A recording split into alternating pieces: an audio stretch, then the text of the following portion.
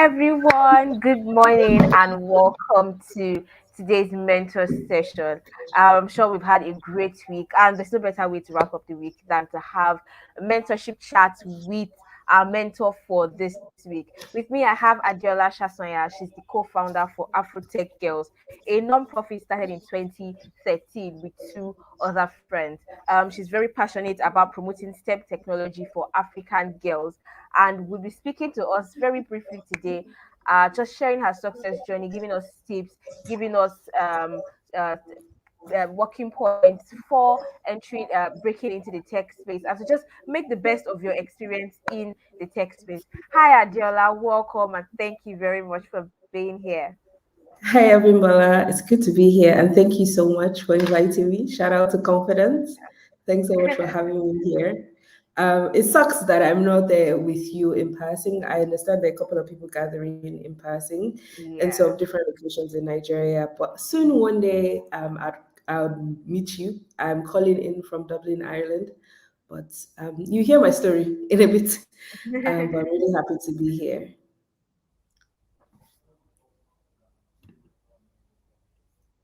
Okay. So Abimbola, am I just okay to just go ahead Yes, you have and the floor now. Yes, please okay. go ahead. Awesome. Okay, alrighty. Good morning, everyone. I say good day because I don't know where everybody's calling from, but I'd assume that you're all in sub-Saharan Africa, so it's still day-ish. Okay, I can see the chat box. Thank you. It'd be really nice if you can tell me where you're calling in from.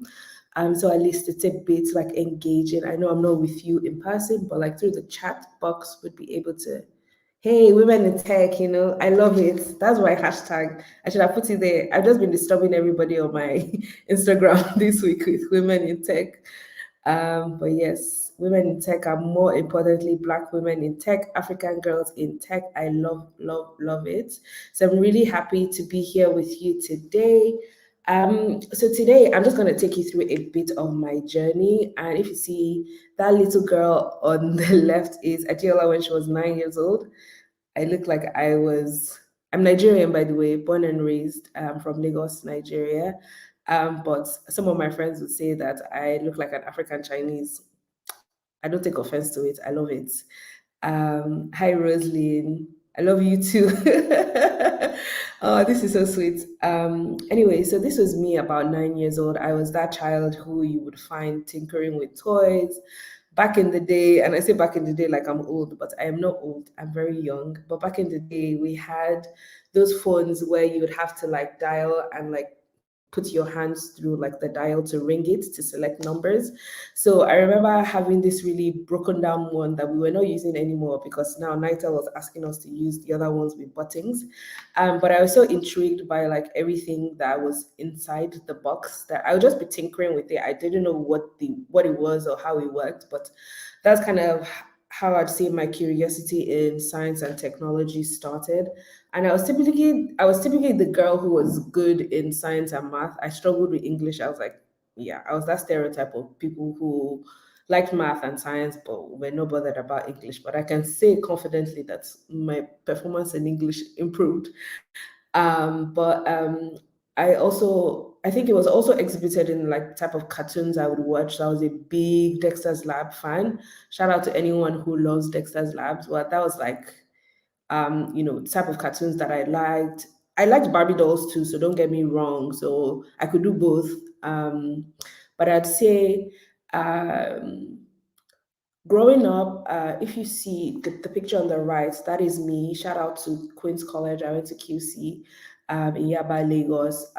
Growing up, I'd say moving from a predominantly I'd say science, like being strong in science and math in my junior secondary school. It was kind of like natural for me to be in science class, right? But I struggled when I got to SS1. In SS1, I we were being taught biology, but I couldn't for the life of me. Like I don't know how to cram to pass. Like I wasn't one of those people. If I didn't understand it, like I would fail it. So I struggled a bit with biology again because in biology they would ask you to um I can see Ruki's comment about Dexter's obnoxious sister, Didi. Yeah. Yeah, okay. So speaking about my experience in senior secondary school, so moving into senior secondary school, I struggled with biology because I thought, like, I didn't understand for the life of me why, for me to get the full mark of the answer or whatever, I had to like spell it correctly. So cue in my dislike for English language. So I was quite audacious. I went to meet and shout out to my mom as well for supporting me because I was not the regular student. So I went to the guidance and counseling room and I asked the teacher there that please I want to drop biology. Like I do not like this biology of a topic of a subject. And she was like, okay, interestingly enough, there's this thing called applied electricity that the government is trying to teach in classrooms. That would I take that instead? And I was so happy. I was like, yes, let's go, let's do it. So I was like one of, I'd say maybe 20 in a set of maybe six, how many were we? Let's say about 1,000 girls in QC that year who, took that bold step to kind of like drop biology. And then we went to, we started with applied electricity. So this is me typically, I think this was in SS3. I had advanced, I won't lie, I struggled in the beginning. I failed, I was getting D's. It was not easy, but I think my inspiration there was because my sister, I have an older sister as well. Well, I have many sisters, by the way, but that story for another day. But my immediate older sister, she had won a prize in food and nutrition. I was like, if my sister can get a prize in food and nutrition, I'm going to graduate this school with a prize as well. So I kind of made it like my personal ambition to like be the best in applied electricity. And then I'd say by my second year in SS2, a lot of people started dropping off because it was frustrating, it was new, it was really difficult. And imagine like people telling you that there's an electromotive force in some cable and you're not seeing it, but you know that if you put this and this together on a battery, like lights would like appear. It's like, what kind of magic is this? But like I think for me, I was just really curious about like the science behind everything and I stuck with it.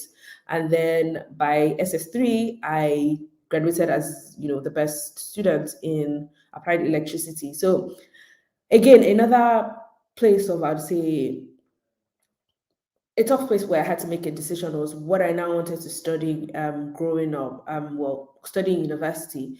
Um, I liked technical drawing and I liked buildings, and in my mind I wanted to become an architect. But my mom was like, no, go and be an electrical engineer, like, so and so family friend who just graduated from Unilag with a first class degree. And back then, if you're working in an oil and gas company, you've made it in life. So I was like, yes, that is my goal. I want to be like, person so and so. I don't know if I should say her name, but her name was Tusi Abdul Karim. That's her name. She's married now, anyways. So my mom was like, "You can do it. If Tosin can do it, like you can do it too." So she took me there. My mom used to work at the University of Lagos, so she took me then to meet with like lecturers, different engineering lecturers, to just tell me a bit about like what it's like studying engineering. But I was like, okay, I'll do it. So I applied. I remember back then I applied to Covenant University. So shout out to Covenant University. Applied to Covenant University. My sisters, like a lot of my siblings also went to Covenant University. So I'd say that's kind of like how my career in STEM started, um, in engineering. So it was 5 years in CU, and it wasn't easy. It was really challenging, but it stuck with me, and I think again because I made that commitment to take an engineer to study an engineering degree, like I would sometimes get comments from guy colleagues or I'd say classmates who'd be like, oh, am I even going to use that degree self? I'm like, oh gosh, like how dare you speak to me like that? I'm going to use this degree. I spent 5 years. I even went on and I finished my 5 years in Covenant. I went on to do a master's in renewable energy. That's a story for another day. But like um, so I'd say after doing the 5 year degree at Covenant University, studying electrical and electronics engineering, I then went on to do 1 year at the University of Manchester studying renewable energy.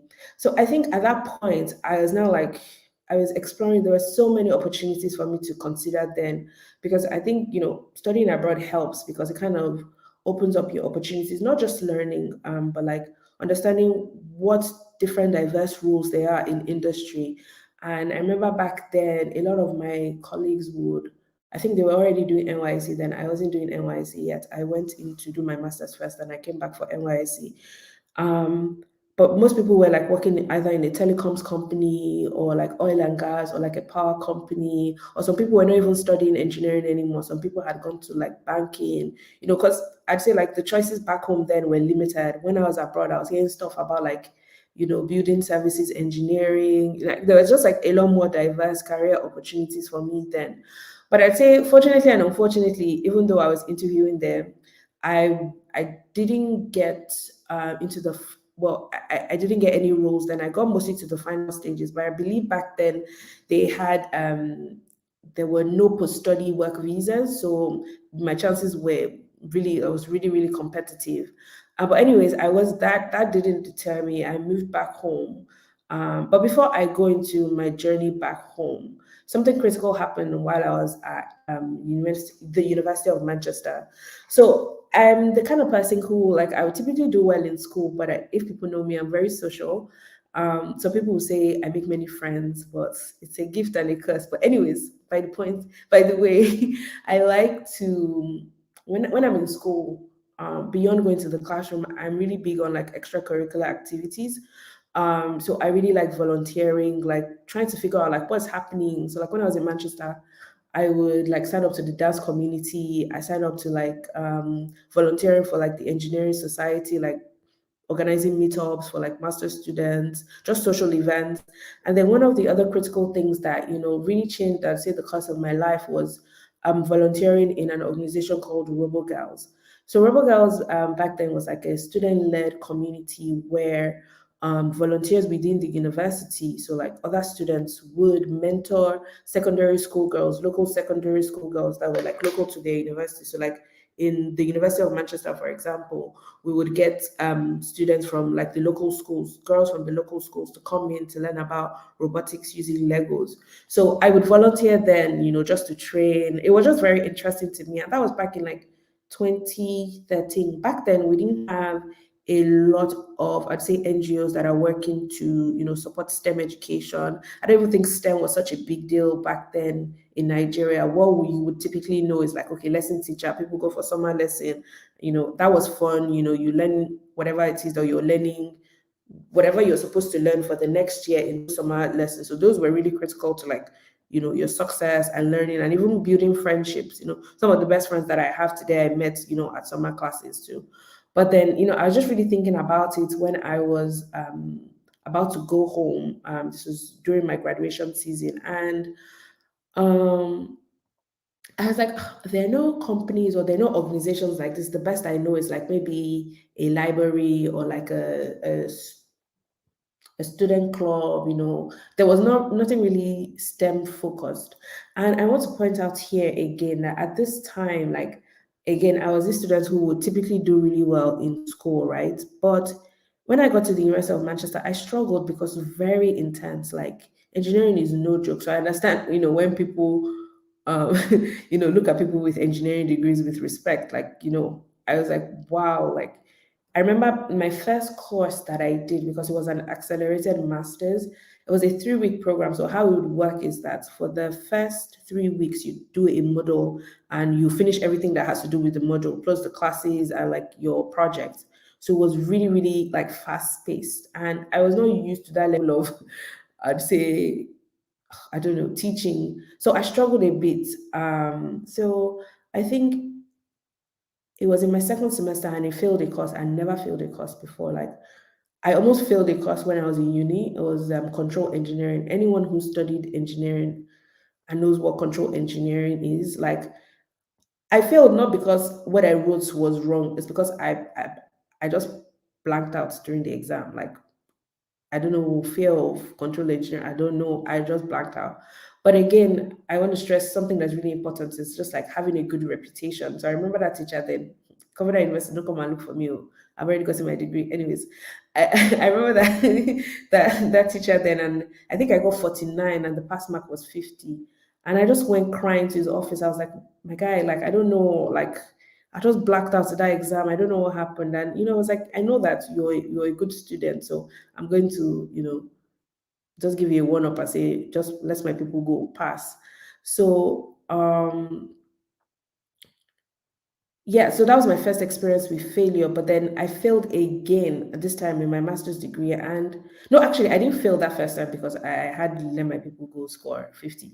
But then when I got to this university, in my second year, I remember the classic, I think it was called Smart Grids. It was not bad, but it was just really difficult to understand. And I think back then, like with the Nigerian mentality of, not speaking when you don't understand in the classroom because you don't want to be um you don't want to make fun of, you don't want to be made fun of, or you don't want people to think of you as an know.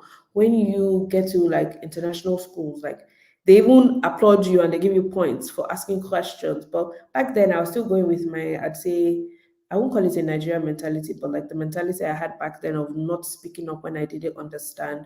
So I struggled in that class, and eventually during the exam I failed. So I really felt let down because if anybody knows how much it is to, study abroad is expensive. I felt like, I disappointed my family. I was so sad. But then again, I want to call on the relationship because again, I'm a person of faith. So I remember in my dark moments, I won't say dark moments because I did a receipt, and with receipts, when you do receipts, they cap your, even if you get 100 over 100 in your receipts, they'll cap it at the pass mark. So it affects your average. So I remember that day I was in my sister's house, and I was really sad, and I just remember that day praying and just like, and I just felt like, I just started scribbling stuff about like Afrotech girls. I didn't know, like, I was just like, oh, I want Afrotech girls to do XYZ, support STEM girls, support girls in Nigeria with like out of the classroom engagement in STEM and all of that. So I just wrote it down, back in school, they'll tell you, write a vision, make it plain, just always write, journal. So I did all of that. And, that was November 2013. Then I remember then like two of my best friends, you get to meet them soon, Marinika and Yvonne. Marinika had also studied at the University of Manchester. She was moving back home to start NYSC. Same time I was moving back home to start NYSC.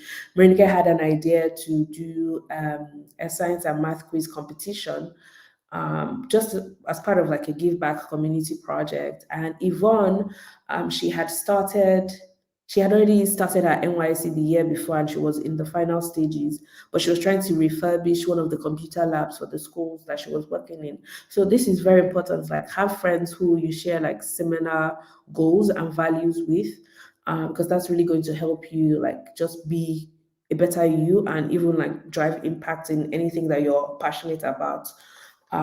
Be it like a business you want to set up, an idea, or anything, or a career that you want to like grow in. So I remember just like casually speaking to them. So Marinika and Yvonne did not know each other before. Like I knew Marinika from like primary school. Shout out to Corona Bagada. But like Marinika and I were best friends since like primary school, and then Yvonne and I met at Covenant. So I spoke to them individually, and I was just like, you know what, ladies, let's start this thing. So if you see like the picture on the top right, that was like one of the first visits that we went. So like I say luckily when you're studying or when you are a youth corper, you'll have access to like girls in secondary school. So I believe this is one of the schools in the Osborne School complex. And we just went to chat with them. It was very random that day, just to tell them about STEM, what STEM means. I remember very vividly going there and the boy is shouting, what about us now? Sorry, they were saying, what about us now, auntie? I don't care about it. I'm like, don't worry. It's not like we don't care about you. Like you can stay in the class, but I came here particularly for the girls, mainly because if I look at my journey and when I was studying engineering in a class of about 100 girls in Covenant University, by the time of graduation, only about 16 of us graduated, and this was one of the good numbers. There were other programs where maybe there were 64 girls, 64 students, and only three of them were girls in like mechanical engineering. So like it was something that was very evident that there was not a lot of representation for girls in STEM. So we were chatting to them, and that's kind of like how like Afrotech Girls started. And Afrotech Girls is essentially, I'd say, a private nonprofit where we collaborate with different stakeholders to ensure that girls, primarily girls in secondary school, early careers, and people just trying to transition into tech somewhat, are equipped with like the creativity skills. We equip them with mentorship skills. So very similar to the work that CyberSafe Foundation does, we're providing um, skills for women through like cybersecurity and like with Digi Girl. So like we're all in it together to try to move the needle to ensure that there are more women who feel one empowered, to go after whatever it is that they want to do, be it in STEM, be it in anything that you want to do with the right skill set. Because I know I'm conscious that Abimbola let me know that the audience for this is like for girls within the range of 16 to 40. So no matter where you are in your career journey in STEM, in tech, like, there's always an opportunity for you. So this is something that we started in 2013. I'd say the outreach really started 2013, but we got incorporated as a non-profit in 2014. So setting up, so this is the teamwork makes the dream work. So that's Yvonne on the left and Marinike on the right. So we started Africa Girls together back in 2013, and since when we started, we've trained well over 2,000 girls directly and indirectly, in robotics, renewable energy, data analytics, all of that. So it's something that we're very passionate about. We don't get paid for it. We all have our 9 to 5s, but this is something that we set up because we've seen the need, and even for each and every one of us, we've had lived experiences of what it's like to be a woman in STEM. And I'd dive a bit deeper into my experience. And I remember earlier on in my career, because with that background of electrical engineering and a master's in renewable energy, I was like, oh my God, I need to study engineering. And then moving back home, like my opportunities were limited because what I really wanted to do was renewable energy. And most of the people back then who were doing renewable energy were like, and they were doing renewable energy to standard, were like government funded projects. So I had the opportunity then to work with Lagos State Electricity Board. But then I had to kind of decide for myself if I wanted to stay technical, because I remember then, shout out to Auntie Dami as well.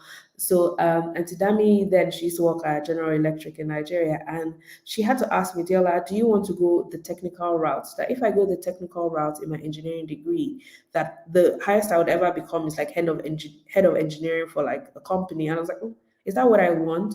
But then I remember at LSCB, then I had a boss, Mrs. Ogumbi. She's gone on now to work with the SE for all at the UN. And I just saw her and she was like, who's this like dynamic woman who was like just controlling projects? She just looked really like cool. And I remember then myself and like all the other interns there, we used to fangirl her. I'm sure one day she will hear this thing, but I'm sure she knows because we just used to look at her and wonder like, how is this young woman doing so amazing? So seeing her and understanding that she had like more of like a project management background, she was able to like lead like global projects and drive like proper impact, with people in the community. So back then, at the Lagos State Electricity Board, we used to set up solar power projects, or solar power systems in like different public health centers and public schools across Lagos State.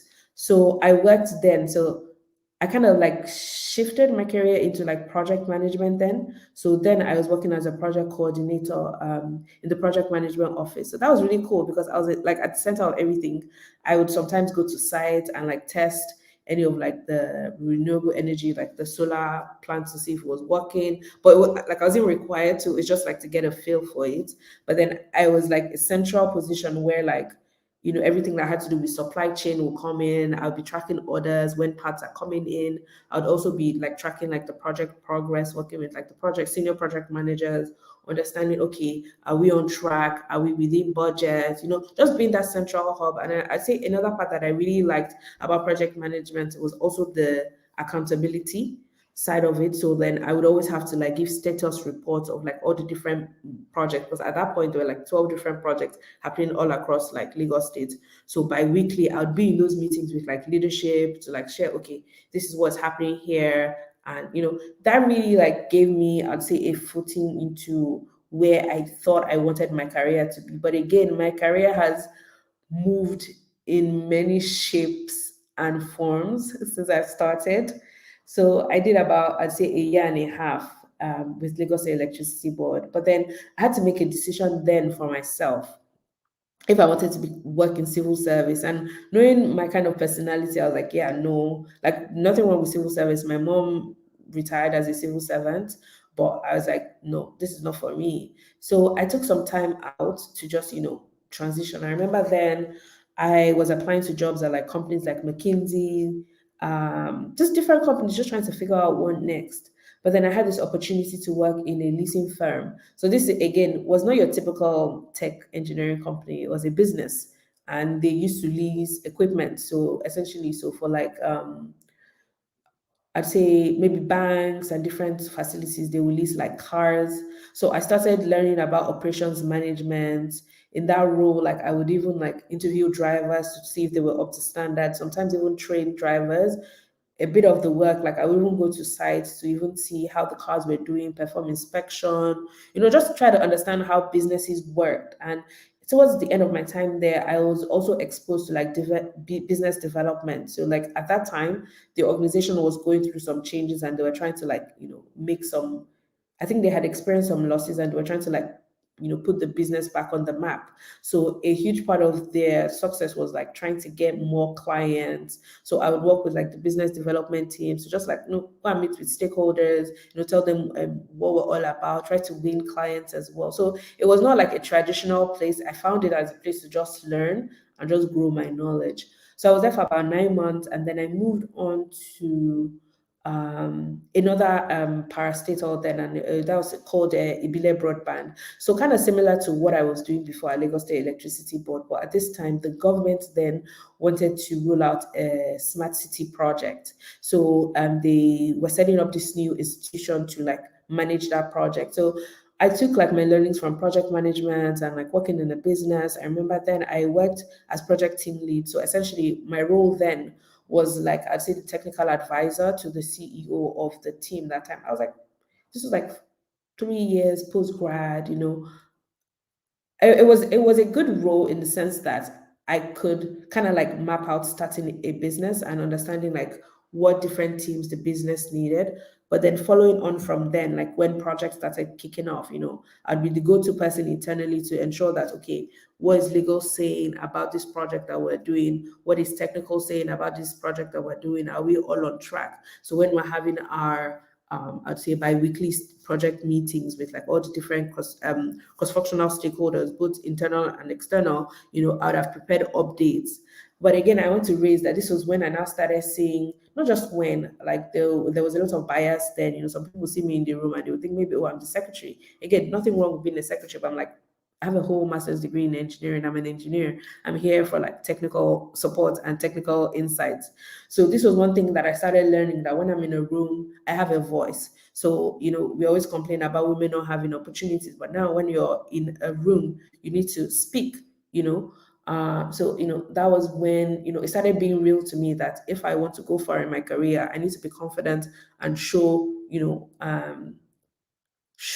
people and tell people. They might see you, but you just need to be visible. Show people, what you bring to the table. So that was like one of my first few experiences. I jumped a bit. So like between LSCB and the other place, I remember applying for jobs, and this is one of these kind of silly comments that you hear studying engineering, and you go and apply. I'm not going to mention the name of this company, but they're in Ikeja. And I remember going to submit my really nice CV that I thought, I would get jobs because in the UK, I was getting to final stages in other big global companies. But then this company, it's also a global company. And then I went to drop my CV, and the lady goes, oh, sorry, we don't hire women for this role. Oh." And I'm like, what kind of rubbish is this? I was like, in fact, I didn't want to work for this kind of company, because how can you already see me and just judge me because of the way I look, that I can't do something because I'm a woman? I'm like, that's ridiculous. Anyways, so I move on, and yeah, so I was at Ibile Broadband for a couple of years, but then I think I got to a point where I was just looking for something new. So, like, another thing I like to tell people, you're not a tree, move. If you feel like a particular company or a particular role, or wherever you are, is not serving you, be true to yourself and look for other opportunities. I was like, besides engineering, I've always been very intrigued by policy. I think my experience, especially working with like government parastatals, just made me curious to see like how like the government and different policy stakeholders would develop situations whereby innovation will not be hindered. I'll give an example. So when in Nigeria they say, we're launching this project, blah blah blah blah blah, and they do solar street lights all over, and they get contractors to do it. But if there's no standard for how these solar street lights are built, anybody will just build anything and leave, right? There's no maintenance, nothing to uphold. So I was just really curious. And me back then, because I like book too much, like I'm going to go and study um, a PhD. So I was like, oh, what school do I want to go to? I had a dream school then. It was Carnegie Mellon. And I remember speaking to one of my mentors, Dr. Johnson. And I was like, yeah, I want to apply for this program. And she's like, yeah, okay, apply. But there's one in two chances that you get in. It's a 50-50. She said, okay, if I don't get in, what else would I do? So I said, okay, that I would she asked me like if money was not on the table, like what do I see myself doing? I was like, oh, I really want to go back to renewable energy. So she recommended me to join this startup. So I went through the interview process with Renaissance Energy. So I remember that was like the funniest thing. And this is something I want to tell people about, like interviewing, right? I think I was just so curious in my career. I wasn't really bothered about what the title was. So like it's a good thing, and it's also it's a good thing to just like go in to learn. Okay, so that's where I would shape this. I would say it's very important to be open-minded, especially like earlier on in your career and even later on as well, because as we know, technology is always evolving, and even you as a human being, you're always evolving, and your interests may change. So I remember going into the interview and just having chats with people. And I remember at the end of the chat, they're like, okay, you're hired. And I'm like, okay, what was the role? Because I didn't even know like at what capacity they were trying to interview me in for. But I'd say, so I got in for a project manager role. But again, this is one thing I want to stress about, recruitment and hiring. As women, when you're in a recruitment process, always negotiate your salary, because it happened to me a bit later. Like in the job was nice. Like working in startups are great because you get to do a lot of things. You're in the middle of a lot of things and you get to grow really fast. So I remember this was, and guy is my friend. I'm not going to mention his name. I'm going to protect his identity. And I remember speaking to him, and he's like, I earned this. And I'm like, wait, how do you earn that? I earned like 150K less than that. He's like, yeah, he negotiated, when I was like, what? I didn't negotiate. I just collected the money. I was just happy to work. I'm like, women, please don't be happy to work. Negotiate. You can always ask when you interview for a role, what's the budget for your role? And, what is your walkaway price? If the baby, the company, they can pay you 500K, don't go and say, okay, we'll give you 350K. I say, okay, thank you. At least that was there. No, tell them, sorry, can I have XYZ? Because that is, what you want. And they don't need to know what you were earning before. Just tell them that's what you want. And tell them they're ready to do the work. If they're ready to pay you that money, take the job and, keep moving. But like as women, we need to be very confident when we're negotiating salaries. And we need to also keep our ear out to see like what are our peers earning, to know that, it's fair, and talk about it. Like money is just a tool. I think a lot of people that I've seen, a lot of people, I don't know if it's a cultural thing, but people are always very hush hush about salary. I mean, you should keep things private for sure, but like in a field such as the STEM field, where sometimes you might see a lot of discrimination, especially with gender pay gap, what really helps is talking to your friends about it. So, anyways, I remember that time, the guy told me, I was so angry. I was like, how can this guy? I'm performing way better than this guy, and they're paying me okay, right? But I was like, nah.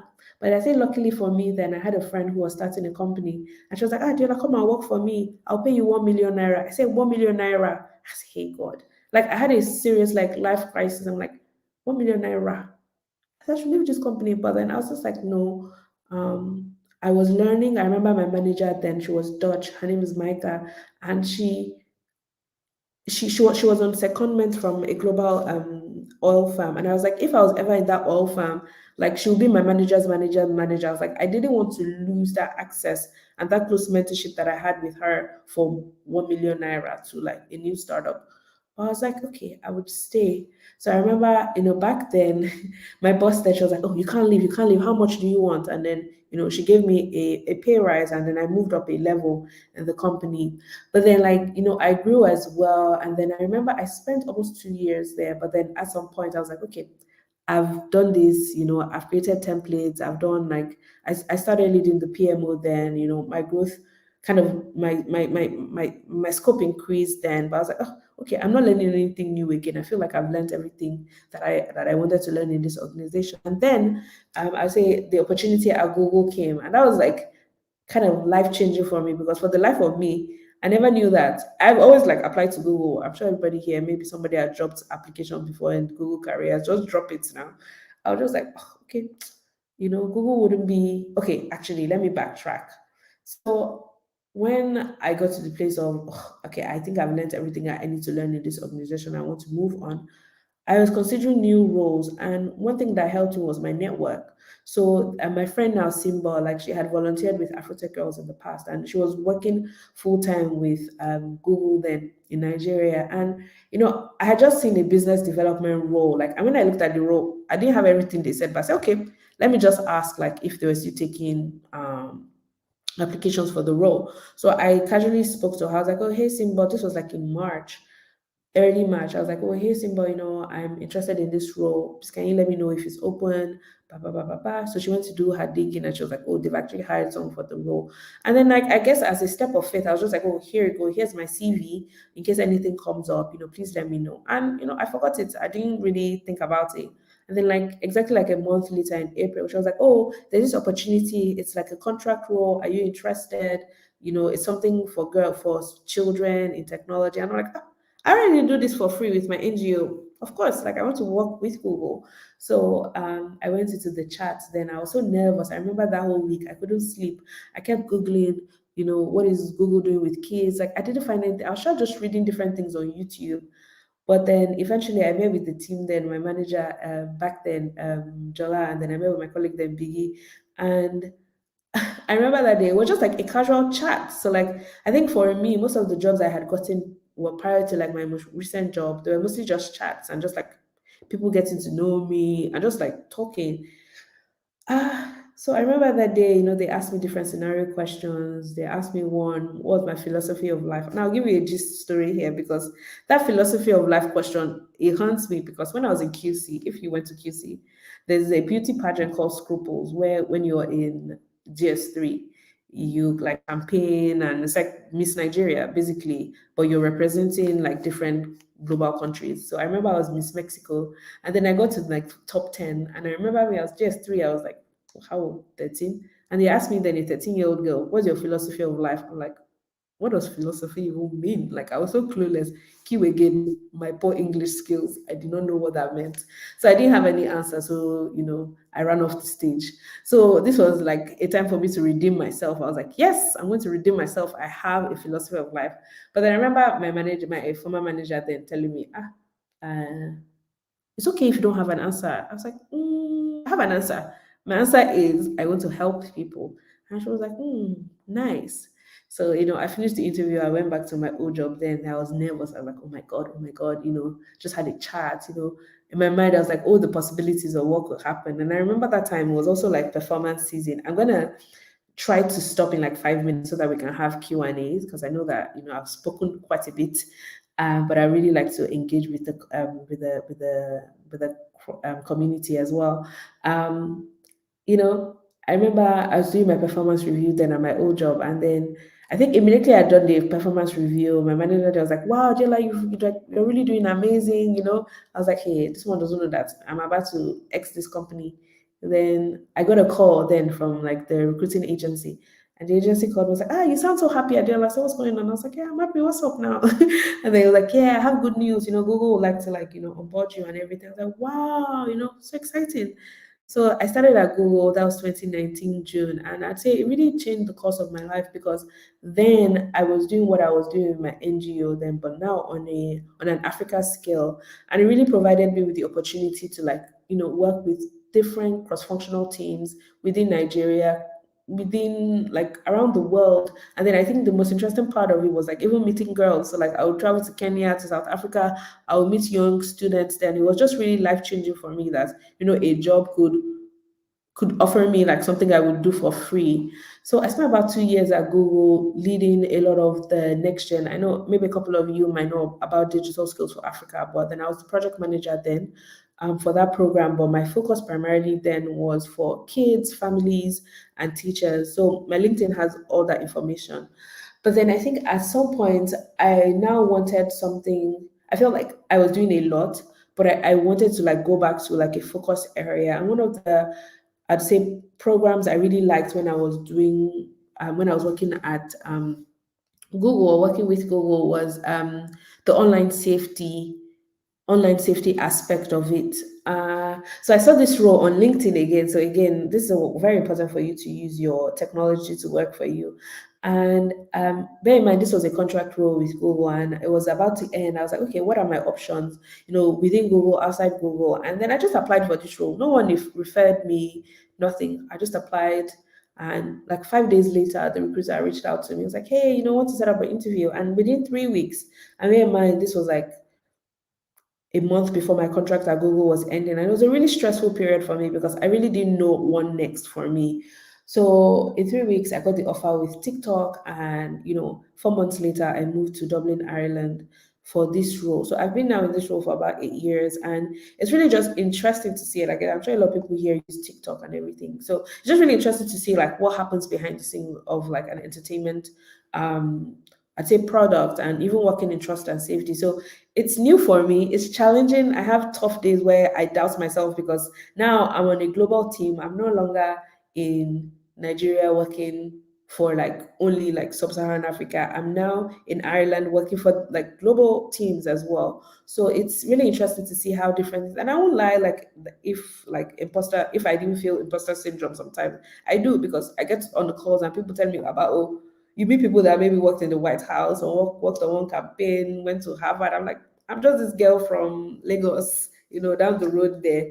So, a lot of what this job has taught me is, to speak up, the reason why you were hired. And I had to ask my manager now, like, why do you hire me? She was like, your experience and your personality. So if you are in a recruitment process for a job, or you get a job, once you have that job, or even if you don't have the job, know that you matter, and whatever contribution that you bring to the team is valid, because they want to hear from you. That's why you're in the job. It's not just a salary that you're taking, it's not just a tick on the box. It's something that you, as an African woman in tech, you can speak, you can provide solutions.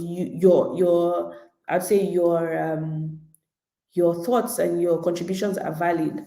So this is me where I am now, and I wanted to quickly end here. Okay, next 2 minutes. It's just like a couple of things that I would tell my younger self, and even tell myself now, is own what you like. Don't follow the crowd. If I followed the crowd, I would never have done renewable energy. I would never have done applied electricity.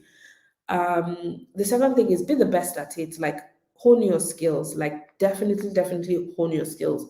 There's a place for excellence. Like, when you're playing in the global field, when you're playing in the local field, wherever it is, just make sure that you are the best at what you're doing, and people will come looking for you. It might not happen so soon. Like you've had my career journey, the high lows, times I didn't have a job, times when I had a job, times when I had a contract job, times when I have a full-time job. That's life. But like, just ensure that you're always providing excellence in everything that you do. And then the third thing is always surround yourself with people who have similar values and support system, because that is what gets you going in the hard days. Like, I have like a group of praying friends. Like, when I'm like, I'm doubting myself, I tell them, they'll give me pep talk that I'm like, some of them will even come to say, Taylor, it's like, you don't know how we see you. So you need to have that community. It could be your family, it could be your friends, but make sure you are with people, and you have to be very intentional with the type of people that you surround yourself with. Because if you listen to the naysayers, there will be naysayers. There will be people like, oh, what does she know? What is she doing? How is she doing that? Or maybe you always studied law and now you want to go into tech, like, after your 10 years in law, you now want to do this. Don't listen to them. Go and look at the people that are saying, okay, here is this skill, here is this opportunity, this is this training I'm doing. People who would value you. And I say definitely be very confident. Like, my friends will always say this thing, like, have white man energy. Like, when a white man is entering a room, he's not thinking about what is this person thinking about. They're not thinking about something on there. Just go and talk and do your own thing. Be confident, because that's what attracts people to you. They want to see that you're lively. They want to see that you're confident. As Nigerians, we're typically very confident, but like, if you get to a global scale, make sure that you are confident. You are there for a reason. Nobody, like, you're there for a reason. I'd say definitely be very inquisitive. So ask questions. Don't think that what you knew, like,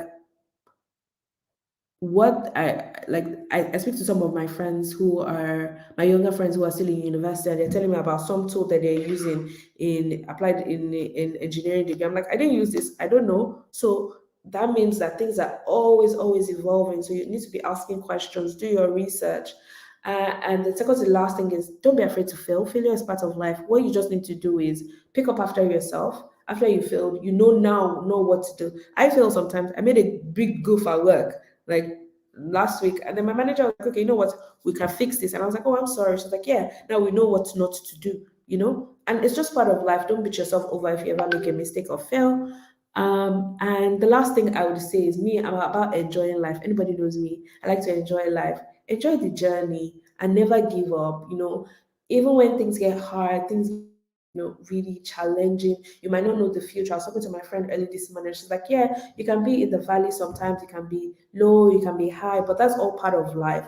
But in those moments when things are not going well, just choose your own narrative and be like, you know what, no matter what this season is saying, no matter how difficult it might look, I'm going to choose to enjoy it. And if you're a Christian, in the Bible, it even says that God wants us to enjoy our lives.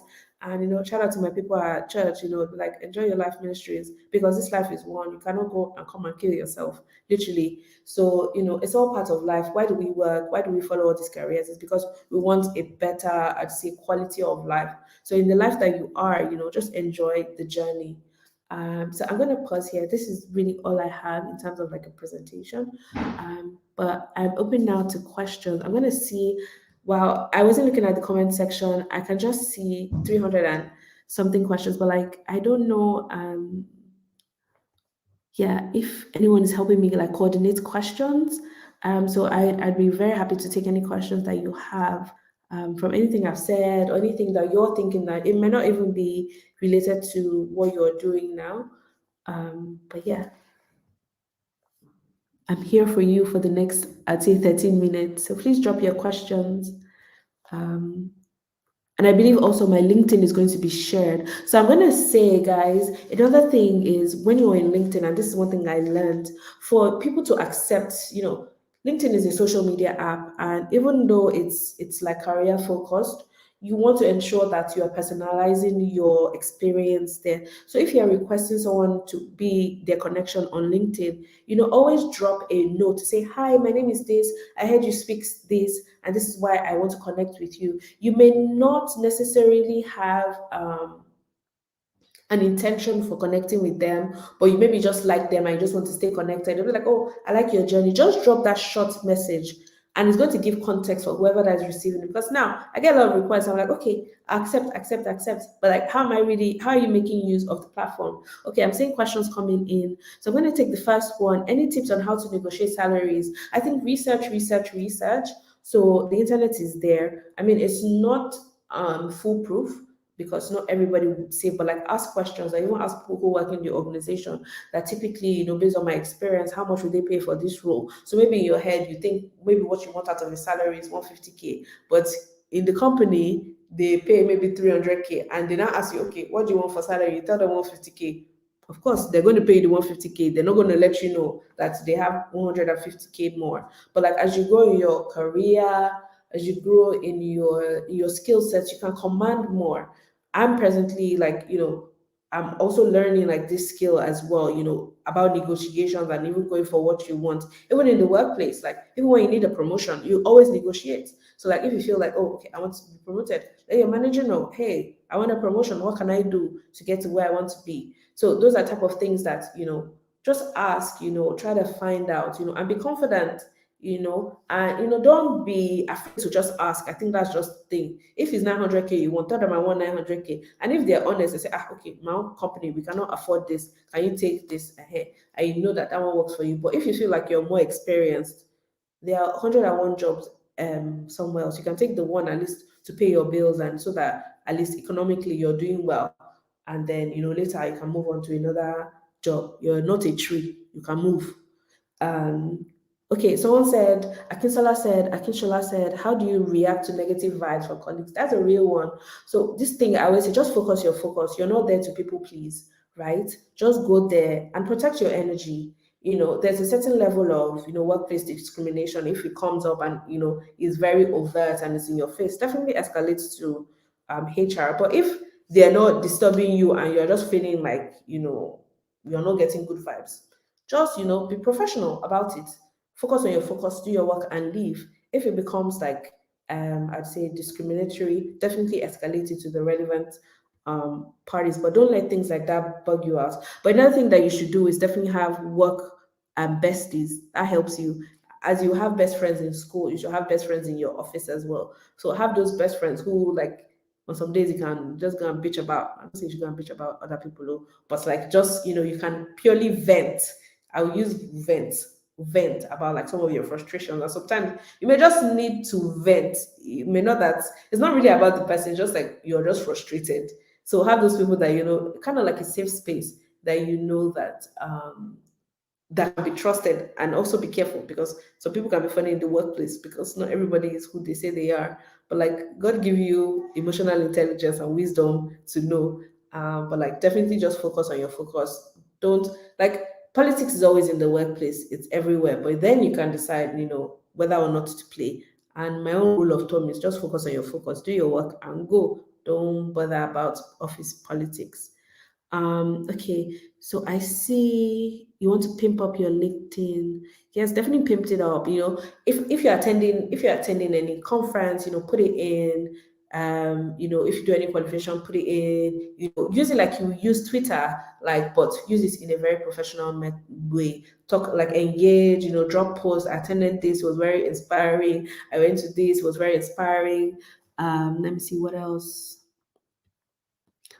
How do you maximize yeah, just engage. Like, I know LinkedIn Learning has a lot of opportunities there, so just check LinkedIn Learning about how you can make your profile more visible. Even when you're setting it up, it will ask you for like a couple of things: put in your skill sets, put in your degrees, put in a bit of a description about yourself, put in your volunteer work, put in your like just make it like, imagine if someone wants to have a window into your professional life, right? And they haven't met you, and you were supposed to put it in words, like you put like your Facebook profile or like any other social media app or like your Instagram profile. Make sure that your LinkedIn is as detailed. You don't need to put your address, so please don't put your address and your phone number. There's privacy there. Just like put like high level, like how you want to portray yourself. So you can look at other people's pages that you admire, try to say, okay, this is how this person did their own. How can I, put my own, how can I make my page look like theirs, but not like exactly copy and paste, just like adapt it to your own experiences. Someone says wash hands. I don't know. Is that a new slang, please? I will enjoy my career journey. So inspiring.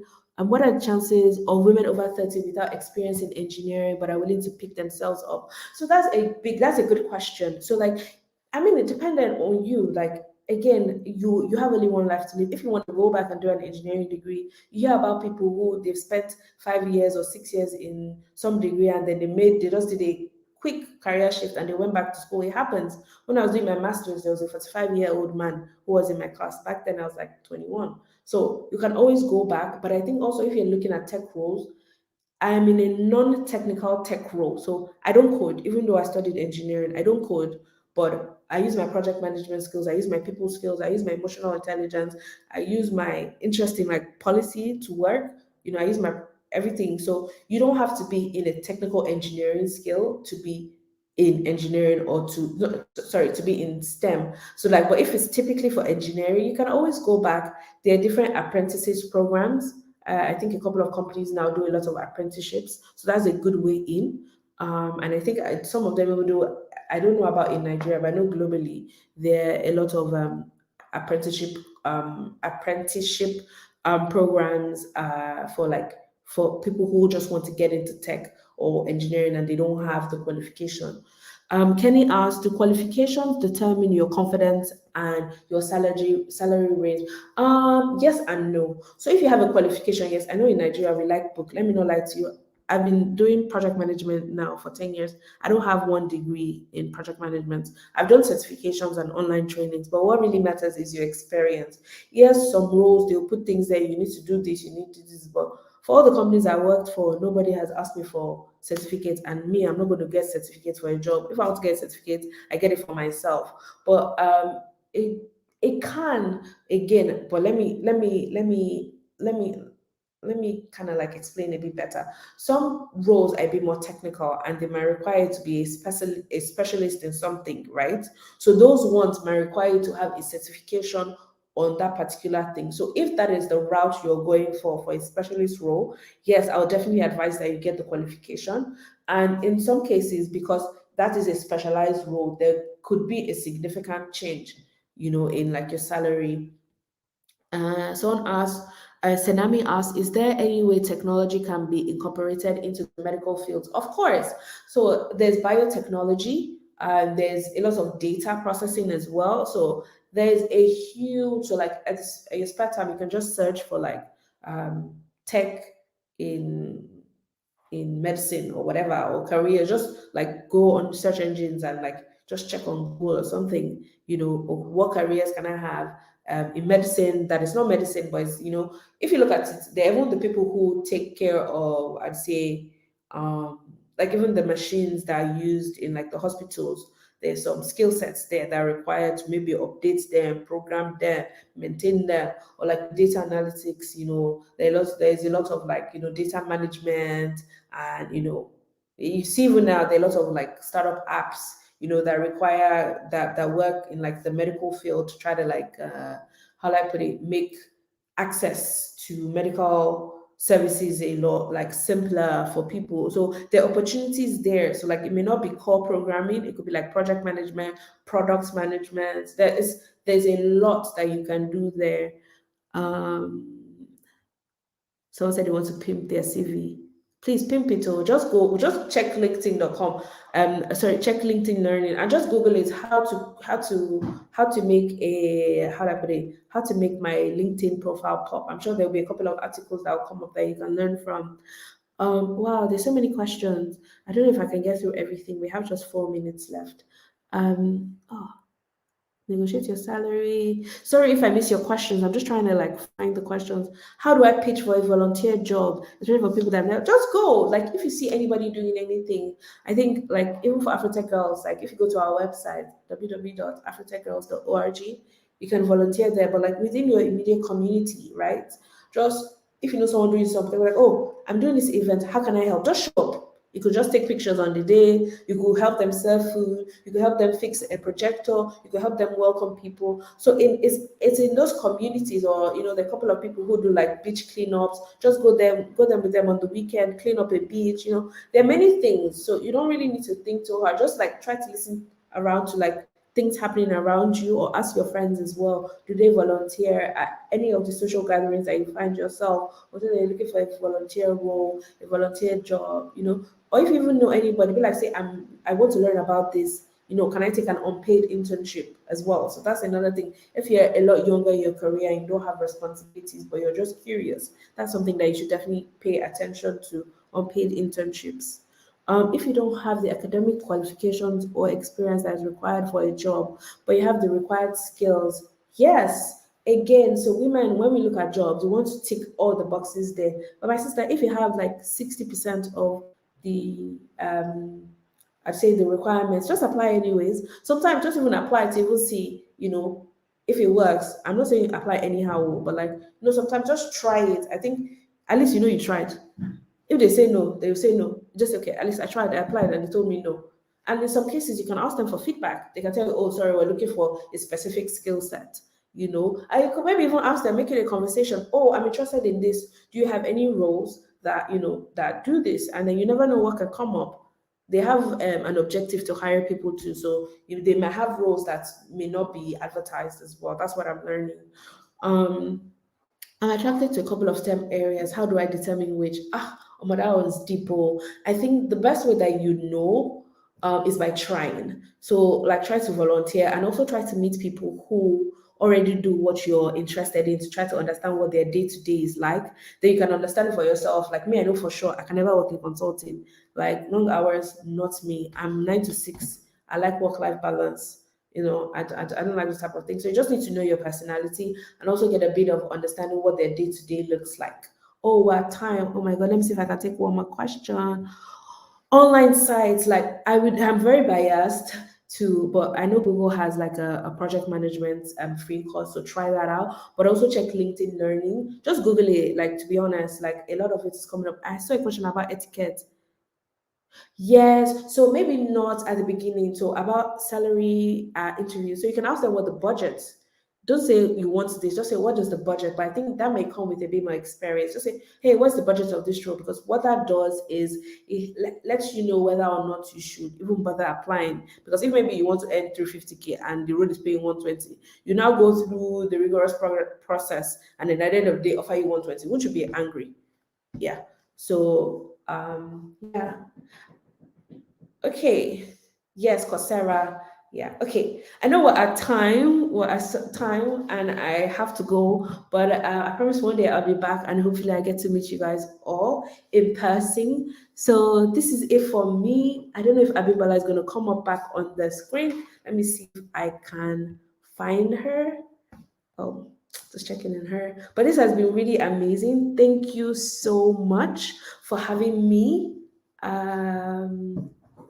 Okay, Abimbala, where are you? Okay. Thank you so much and have a lovely day. So I'm gonna log off now, and yeah, and I'm rooting for all of you. Keep going, Cyber Girls. Sorry, Digi Girls. You're doing amazing. Thank you so much, Margaret. And yeah, it was so lovely to be with here, to be with you. And I just want to say, if you have any questions that maybe I didn't get through today, send them to Abimbola, and I would send it to her. And just add me on LinkedIn, drop a message, tell me where you met me from, and I will try my possible best to get to you. All right, bye everyone.